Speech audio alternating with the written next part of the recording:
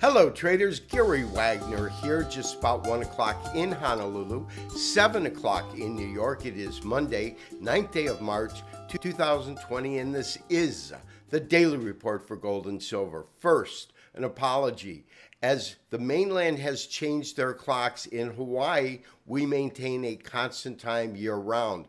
So, give me a day or so to adjust to the new time change, and we will once again get it out at the proper hour and not late like we saw today. But in any case, we saw absolute carnage in U.S. equities, a meltdown of 2,000 points plus. In fact, they stopped trading, which is the first time that's occurred in a long time, right at the open because of the call for such a lower opening.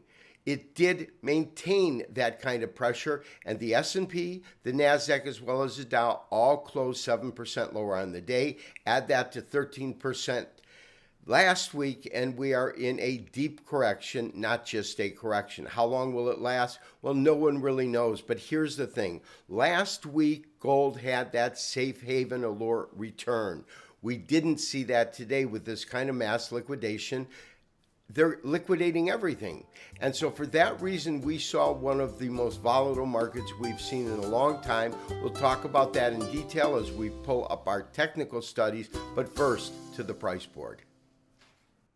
Absolute carnage across the board in the financial markets today. U.S. equities got hit especially hard. We're looking at the Dow right now down 8%, a loss of over 2,000 points. And traders, that's after a 13% drawdown last week. So we've got a deep correction going on, not a shallow one. You can see the same thing in the composite, over 7%. You can see it in the S&P, over 7% in terms of the drawdown. Now, Bitcoin lost about 14%, but what you're seeing is a reflection of the afternoon pricing at 78.80. But during the daytime trading session, it gave up a lot. Now, here's what's interesting.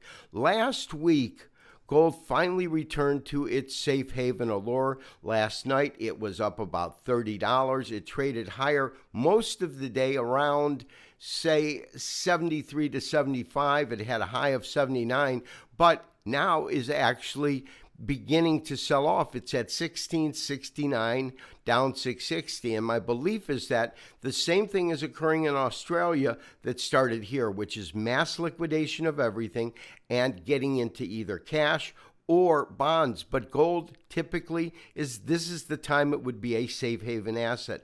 I believe that will return once the carnage slows down. But nonetheless, this is where we're currently at. We're above the point we entered, but we certainly saw it much higher. In fact, it reached a high last night of 1702.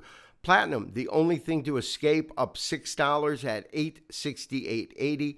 Palladium down 0.75%, 23.87.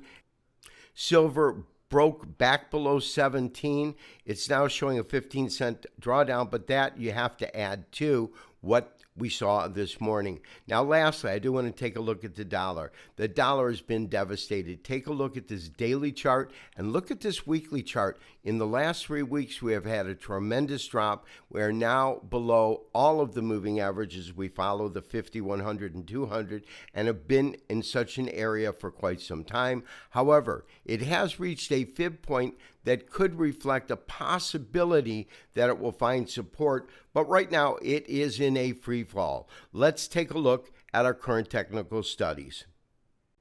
Although the range was not as extended as what we have seen, this is still a weekly chart, but this represents today's trading.